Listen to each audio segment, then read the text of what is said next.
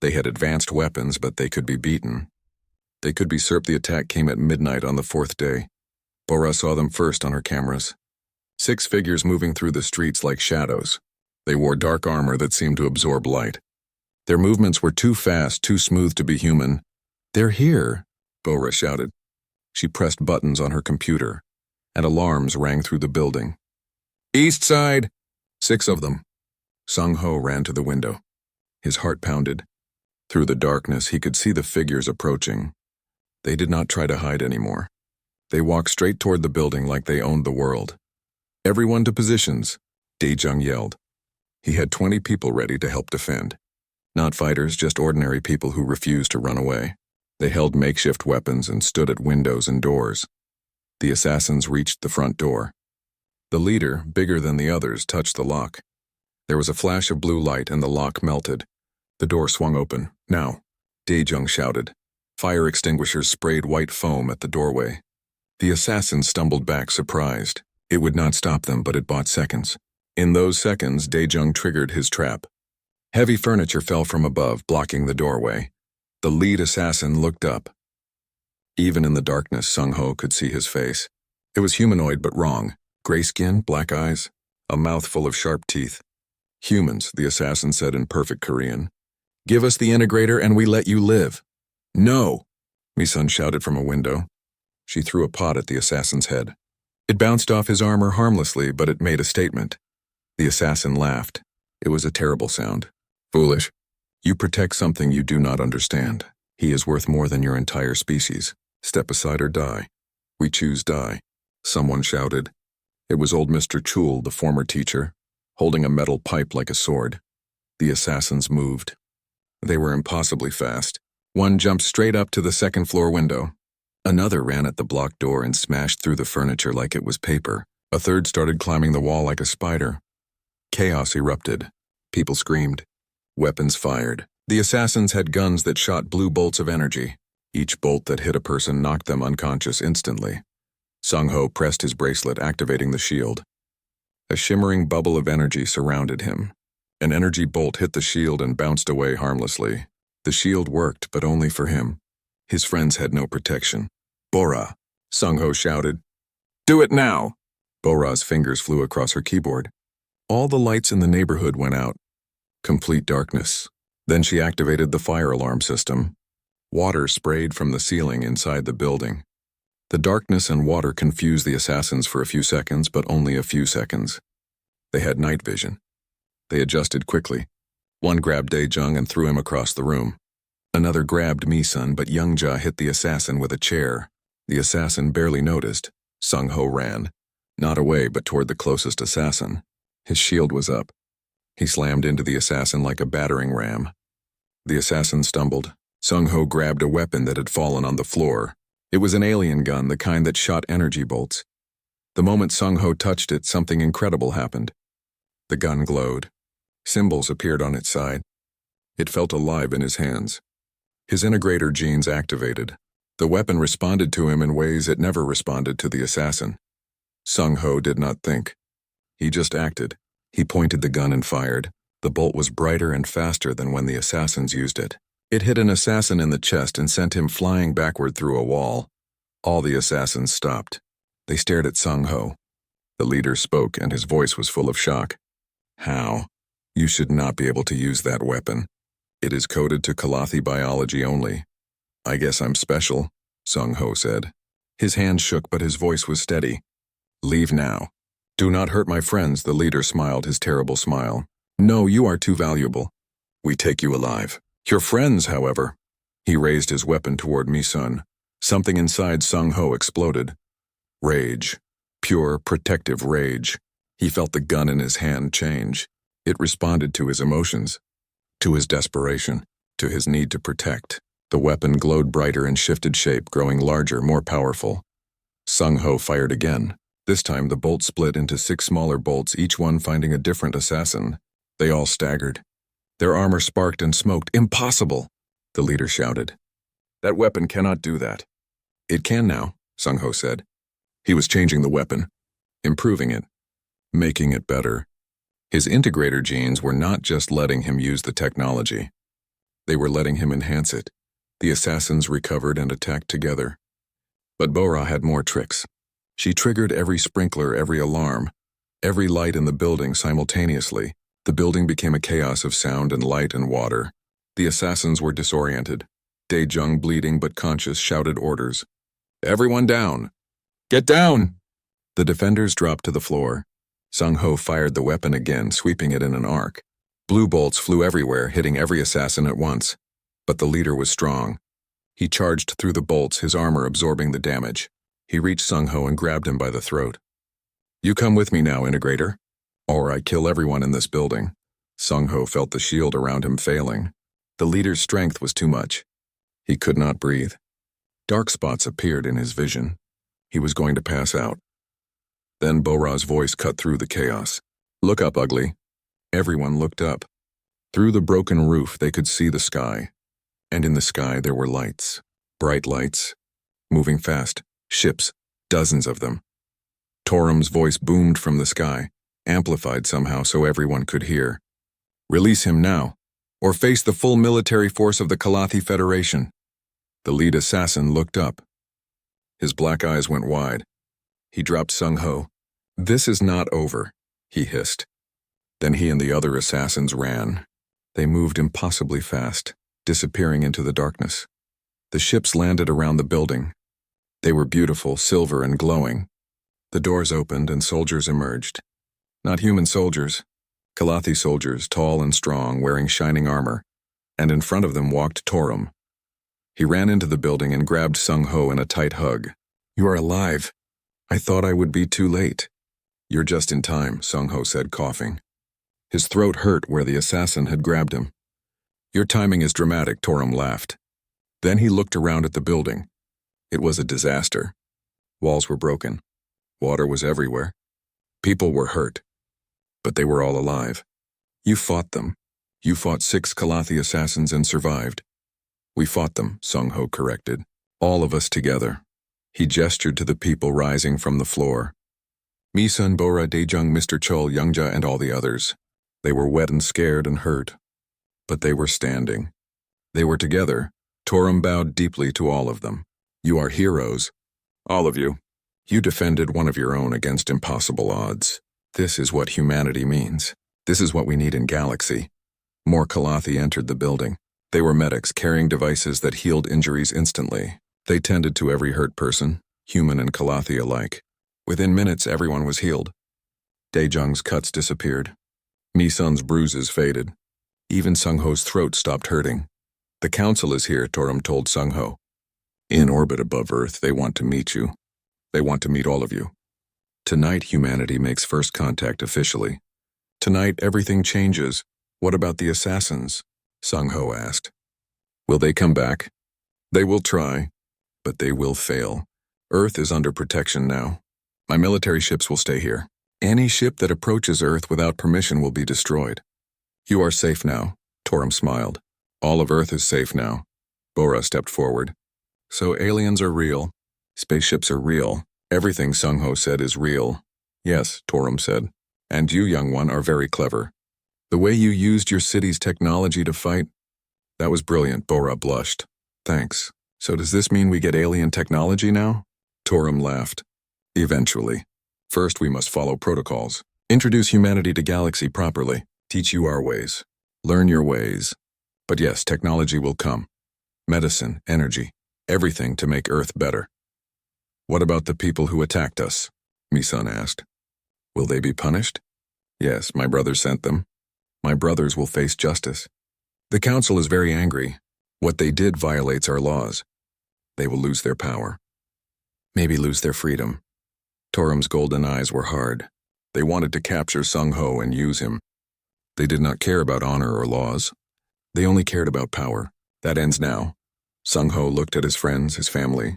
They had fought together, survived together, changed the world together. "So what happens now?" he asked.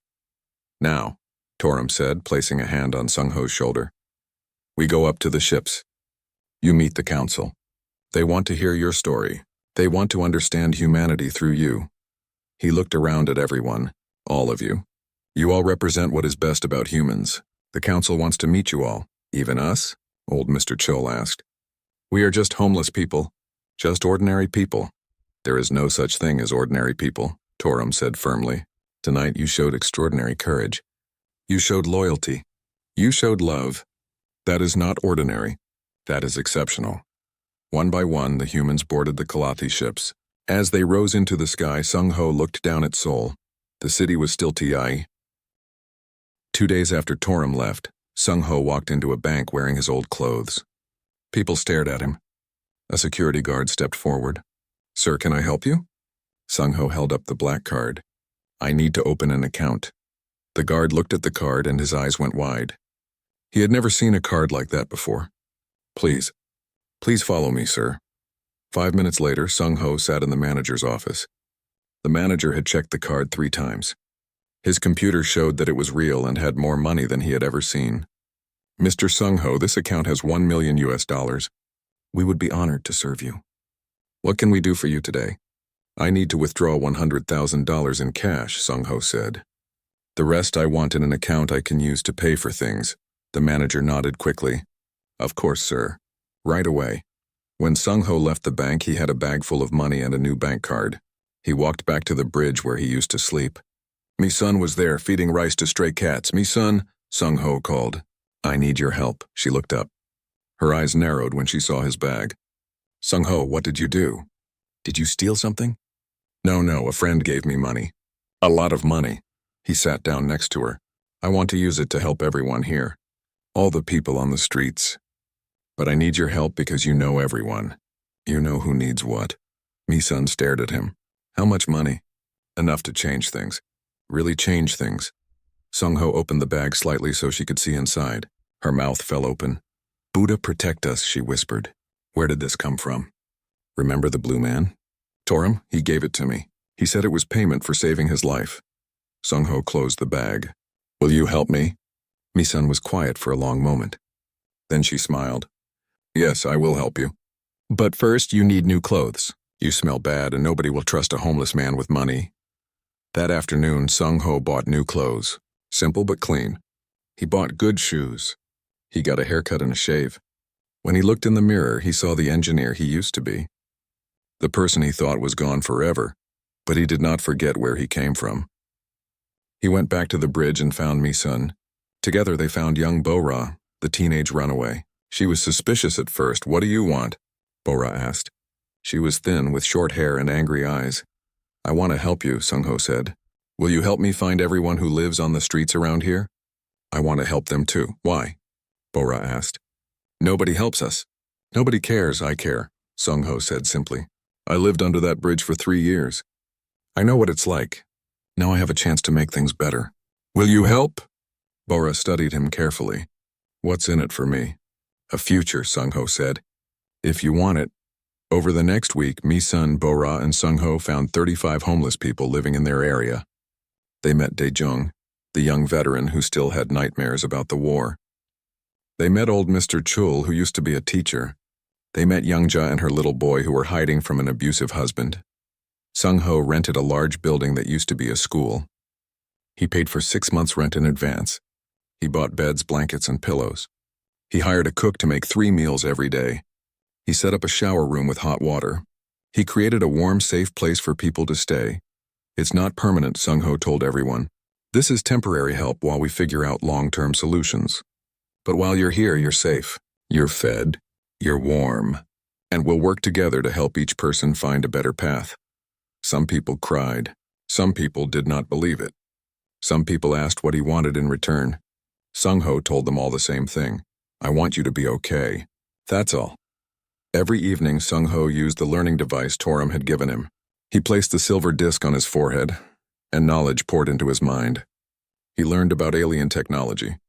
He learned about energy systems and medical devices. He learned about the Kalathi Federation and 100 other species. His brain absorbed everything like a sponge. Each day he understood more. Each day he saw possibilities for how alien technology could help Earth. One night Bo-ra found him sitting alone with the device on his forehead. When he removed it, she asked, What is that thing? Sung Ho hesitated. Then he decided to trust her. It's from Torum, the blue man. He was an alien from another planet. This device teaches me about his technology. Bora's eyes went huge. Aliens are real? Yes, and one of them is my friend. Sung-ho smiled. He'll be back soon. And when he comes, things will change even more. Good, Bora said fiercely. Things need to change. The world is broken. Maybe we can help fix it, Sung-ho said. 2 weeks became 3 weeks. Then 4 weeks? Sung-ho worried. Why hadn't Torum returned? The bracelet on his wrist stayed silent. No messages. No calls, nothing, but Sung-ho kept working. He helped Dae-jung find a therapist to work through his trauma. He enrolled Bora in online classes so she could finish high school. He helped Youngja find a lawyer to get away from her husband safely. He gave Mi-sun money to open a small restaurant where she could cook for others. One by one, the people started to have hope again. They started to smile. They started to believe in the future. Then one morning, Sung-ho's bracelet buzzed. Torum's voice came through, speaking Korean. Sung-ho, can you hear me? Torum, Sung-ho shouted. Yes, I can hear you. Where are you? I am returning to Earth, but listen carefully. I bring good news and bad news. Torum's voice sounded stressed. Good news, Kalathi Council approved Earth protection. We will help your people. We will share technology. We will guard you from dangers. That's wonderful. Sung-ho said, Bad news, my brothers know I am alive. They know about you. They know you have integrator genes. They are sending assassins to capture you. Torum's voice became urgent. They arrive in 3 days. Maybe 4. We must prepare. You must protect yourself and people around you. Sung-ho's blood went cold. How many assassins? At least 6. Maybe more. They are very dangerous. Very skilled. Torum paused. But I am not alone. I convinced Council to send protection force. Military ships. We will defend Earth, but Sung-ho, the assassins will come first. They will come to your location. They will try to take you before we arrive. What should I do? Sung-ho asked. Activate the shield on your bracelet. It will protect you from weapons. Stay with people. Assassins less likely to attack in crowds. Torum's voice softened. I am sorry, my friend. I bring danger to you. This is my fault. No, Sung-ho said firmly. This is not your fault. Bad people make bad choices. You and I make good choices. We help people. That's what matters. You are brave, Torum said. Braver than most warriors I know. I will arrive in 4 days. Hold on until then. Stay alive, please. I will, Sung-ho promised. But Torum, I won't hide. I won't run. These people here need me. I'll protect them too. Torum was silent for a moment. You are crazy human. But you are good crazy human. I see you soon, my friend. The communication ended. Sung-ho stood in the middle of the shelter building and looked around. 35 people were here. Men, women, children, all depending on him, all trusting him. He found Mi-sun, Bora, and Dae-jung. He gathered them in a private room. I need to tell you something, and then I need your help. He told them everything. About Torum being an alien prince, about the assassins coming, about the Kalathi Federation and Earth's future, about his genetic marker and why he was valuable. They listened in silence. When he finished, Mi-sun spoke first. So dangerous people are coming here? To our shelter? Yes, I'm sorry. I'll leave if you want. I'll take the danger away from everyone. No, Bora said loudly. You don't abandon us now. We're a team. Dae-jung nodded slowly. I was a soldier. I know about defense. If assassins come, we can prepare. We can fight. You would do that?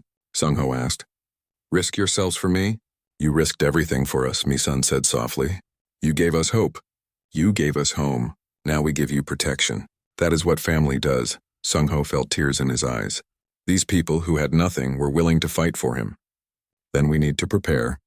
We have 3 days, maybe 4. We need to make this building safe. We need to protect everyone inside.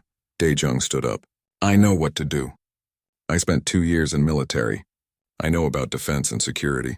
Give me resources and I'll make this place a fortress. Bora, Sung-ho said. You're good with technology. Can you set up cameras, alarms, security systems? Bora grinned. I can do better than that. Give me access to the city's systems and I can control traffic lights, power, everything. I can make it very hard for anyone to reach this building. Mi-sun, Sung-ho said, I need you to take care of the people. Keep them calm. Keep them safe. Some of them should leave the building. go somewhere else until this is over, but others might want to stay and help. That's their choice, Mi-sun nodded.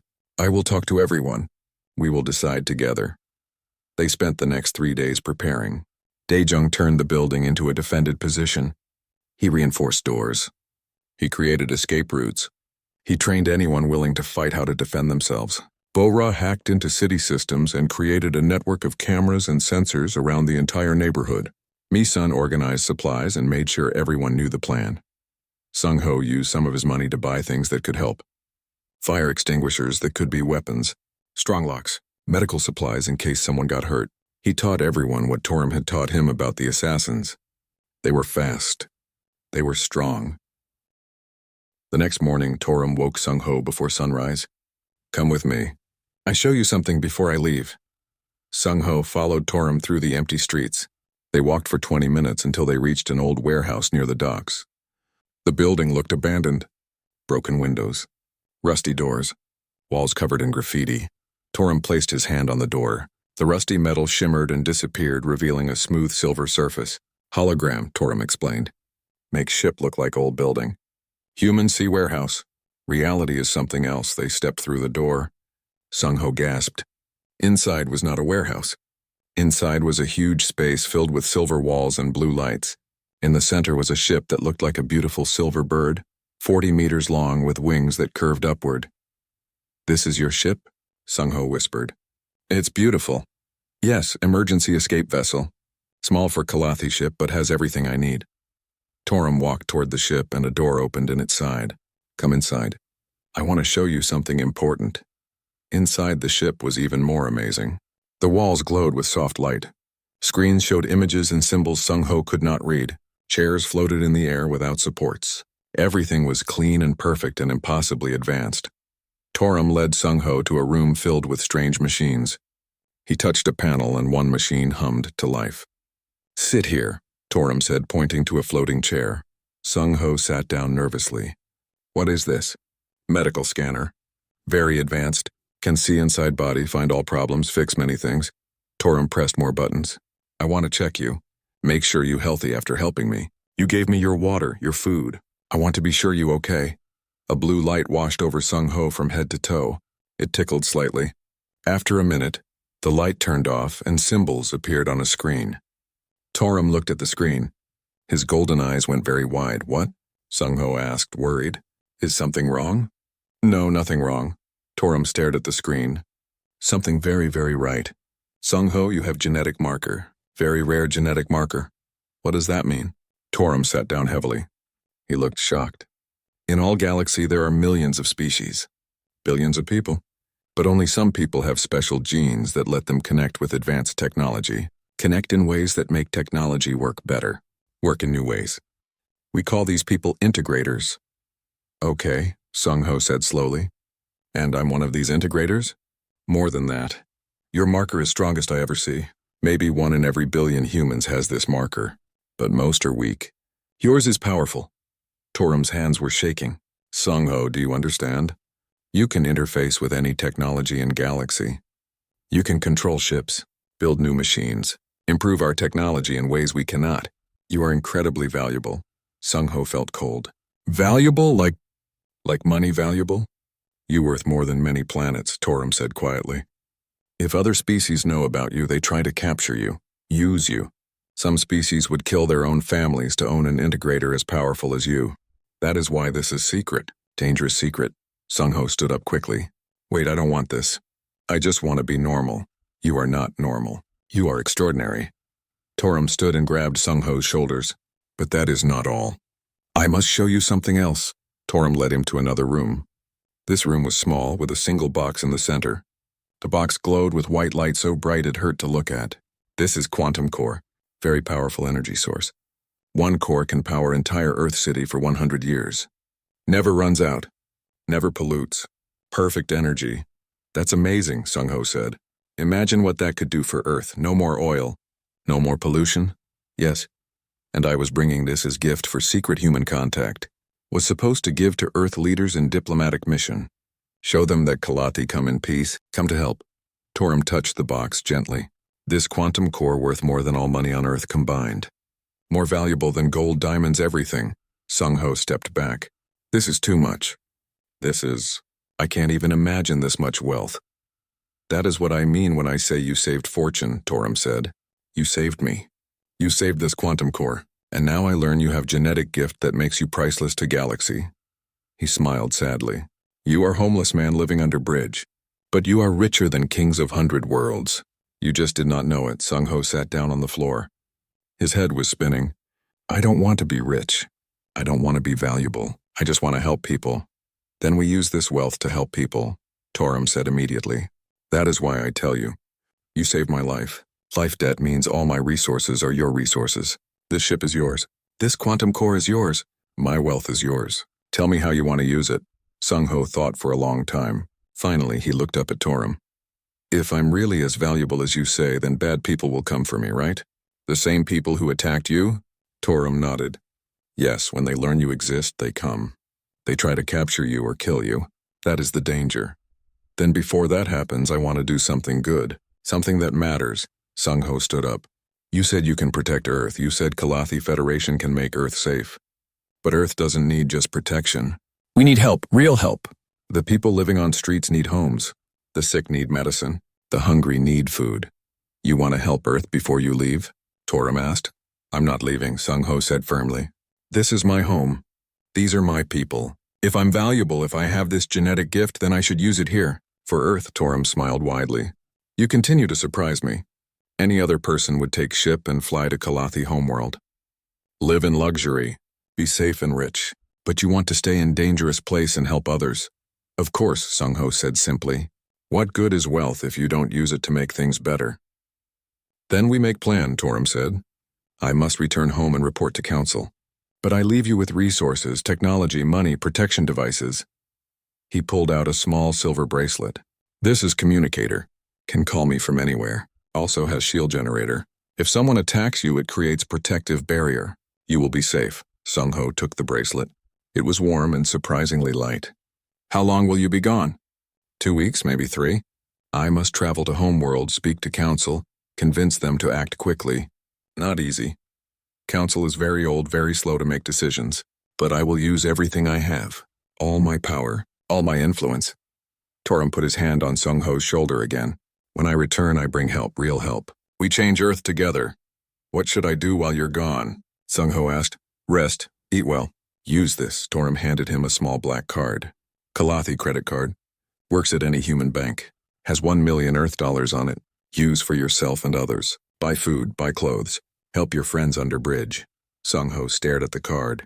$1 million. He had never held anything so valuable. I don't know what to say. Say you will be careful. Say you will be safe. Say you will wait for me. Torum's golden eyes were sad. I do not want to leave you, but I must. This is only way to help Earth properly. They walked back out of the ship. The sun was rising over Seoul, painting the sky orange and pink. At the door, Torum stopped and bowed deeply to Sung-ho. Thank you. For my life. For showing me what humanity truly is. For being my friend. Sung-ho bowed back. Thank you for trusting me. For believing in humans. For wanting to help us, Torum straightened. One more thing. Your genetic marker means you can learn very fast. While I am gone, touch this. He handed Sung-ho a small silver disc. Learning device. Put on forehead for 1 hour each day. It teaches you languages, science, engineering, everything you need to know about galaxy.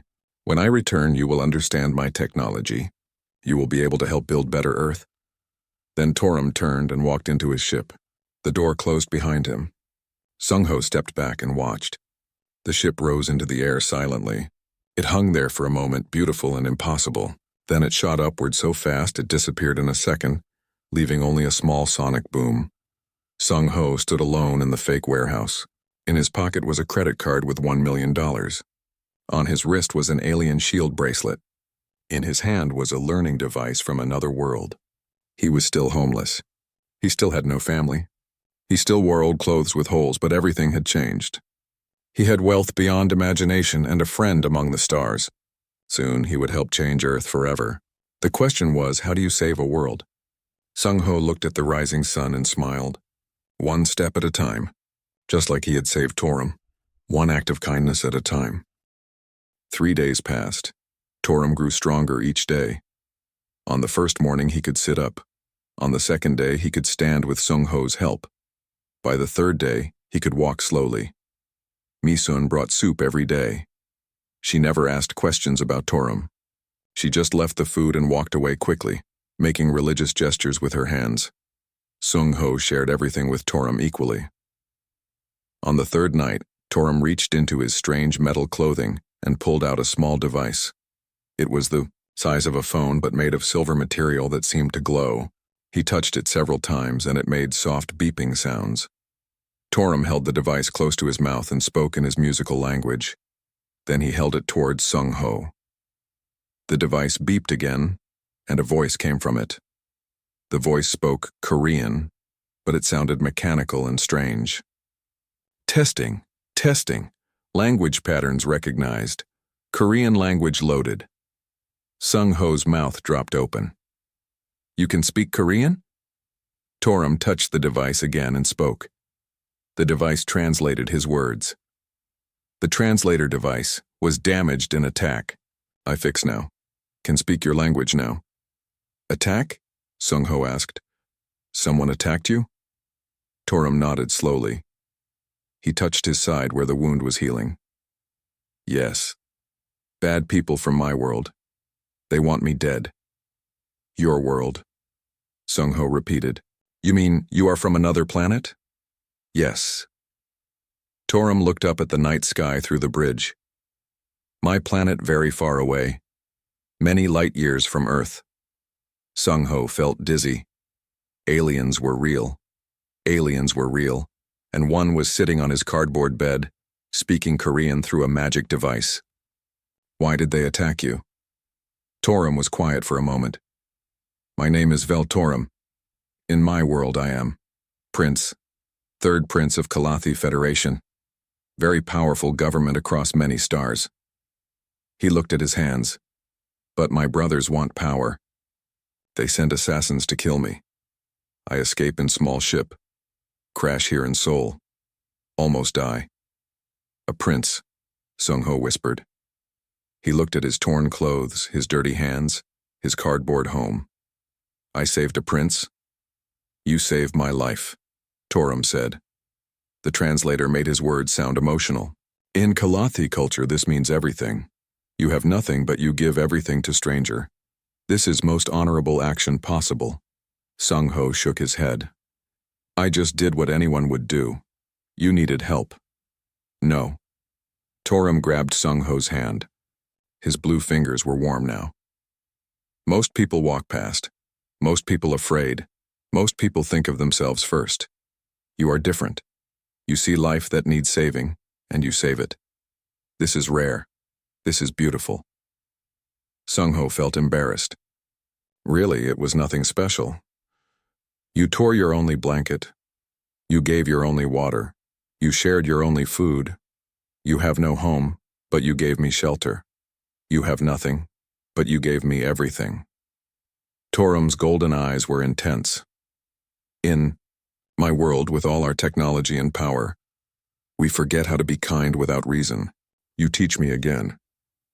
They sat in silence for a while. Finally, Sung Ho spoke. What will you do now? Will you go home? Yes. I must return. My people think I am dead. I must show them I live. Torum looked at Sung Ho. But first I must repay you. In Kalathi law, I owe you life debt. This means I must give you reward. Anything you want.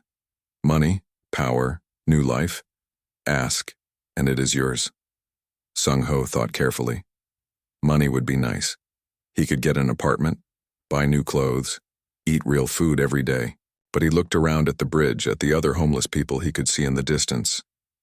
I don't need money for myself, Sung Ho said slowly. But if you really want to help the others, the people on the streets. People like Mi-sun who share soup even though she has very little. People like young Dae-jung who fought in the military but came back broken. People like the teenager Bo-ra who ran away from home and has nowhere to go. They need help more than me. Torum stared at him. The translator device was silent for a long moment. Then Torum spoke. and even through the mechanical translation, Sung-ho could hear amazement in the words. You ask for nothing for yourself? Only for others? Torum shook his head. I have traveled to 100 worlds. I have met 1,000 species. Never have I seen this. Is it really so strange? Sung-ho asked. We are all human. We should help each other. It is strange in galaxy, Torum said quietly. Most species think of tribe first, family first, self first. But you think of strangers. You think of community. This is why I must tell you something important. Torum tapped his device several times. A blue light appeared in the air, showing images and symbols. I not come to Earth by accident. Kalathi Federation watch Earth for long time. We watch all primitive species, waiting to see if they ready for galaxy. But we have rules. We cannot contact until species develop faster than light travel. Faster than light travel? Sung-ho asked. We don't have that yet. No, but humans very special. We study you from far away. We see wars, we see hatred, we see greed, but we also see love. We see sacrifice. We see hope. Torum's golden eyes locked on Sung-ho's. I was here on secret mission, to learn more about humanity, to report back if Earth ready for first contact, and then you were attacked. Yes, brothers do not want me to succeed. They think humans too primitive, too violent, too dangerous. Torum smiled, showing white teeth that looked almost human. But you prove them wrong. You show me what humans really are. Sung-ho felt overwhelmed. I'm just one person, one homeless man. I don't represent all of humanity. You represent best of humanity, Torum said firmly. And that is what I will report. I will tell Kalathi Council that humans ready, that Earth deserves protection and friendship. Protection? Sung-ho asked. From what? Torum's face became serious. Galaxy is dangerous place. Many species not kind like you. Some species see primitive worlds as resources to take, as slaves to capture. Earth is weak now. No space military. No shields. No defense. He paused. But if Kalathi protect Earth, no one can attack. You will be safe. In exchange for what? Sung-ho knew nothing was free.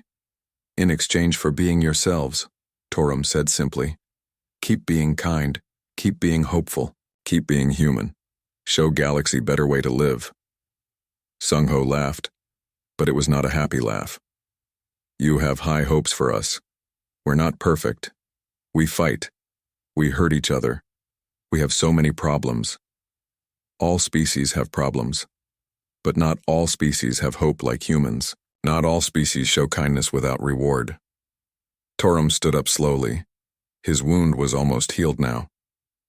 Tomorrow I must leave. My ship hidden underground. I go home, report to council, and return with help for your people. You'll come back? Sung-ho asked. I will come back. I owe you life debt and I always pay my debts, but more than that. Torum put his hand on Sung-ho's shoulder. You are my friend now, and I do not abandon friends. That night, Sung-ho could not sleep. His mind was full of thoughts about aliens and spaceships and the future. Tomorrow, Torum would leave, and everything would change. Sung-ho did not know if he believed everything Torum told him. It seemed too incredible, too impossible. But when he looked at the blue-skinned being sleeping peacefully on the cardboard, he knew it was all real. The universe was bigger than he ever imagined, and somehow, he had become part of something much larger than himself. Tomorrow would bring new wonders. But tonight, under the bridge, a homeless man and an alien prince slept side by side, two friends separated by galaxies but connected by kindness. The rain fell hard on the dark streets of Seoul. Water poured from the sky like someone had opened a giant faucet. Sung-ho pulled his thin jacket tighter around his body and ran toward the bridge. His shoes had holes in them and his feet were already wet and cold. Under the bridge it was dry. This was Sung-ho's home now. A piece of cardboard was his bed. An old blanket was his only comfort. He had lived here for 3 years, ever since his engineering company went bankrupt and his wife took their daughter and left. Nobody wanted to hire a 42-year-old man with bad luck. Sung-ho sat down on his cardboard and listened to the rain. His stomach hurt from hunger. He had one rice ball in his plastic bag. He was saving it for tomorrow. Maybe he could find some work then. Maybe someone would pay him to carry boxes or clean something. The sound of footsteps made him look up. Someone was walking near the river. No, not walking, stumbling, falling. Sung-ho stood up and squinted through the rain. A figure collapsed on the ground about 30 meters away. "Hey," Sung-ho called out. "Are you okay?" No answer. The person did not move. Sung-ho ran out into the rain. He reached the fallen figure and knelt down. His heart jumped in his chest. This was not a normal person. The skin was light blue, like the color of a clear sky. The clothes looked like metal but moved like cloth. Blood, dark purple blood, was spreading across the strange fabric. The being's eyes opened for just a second. They were large and golden like a cat's eyes, but more beautiful. The being whispered something Sung-ho could not understand. Then the eyes closed again. Sung-ho did not think. He did not wonder what this creature was or where it came from. He only saw someone dying in the rain. He grabbed the being under the arms and dragged it toward the bridge. The creature was heavy, but not too heavy. Sung-ho used all his strength. Under the bridge, Sung-ho laid the being on his cardboard bed. He could see the wound now. A deep cut across the side of the chest. The purple blood would not stop flowing. Sung-ho had nothing. No medicine. No bandages. No phone to call for help.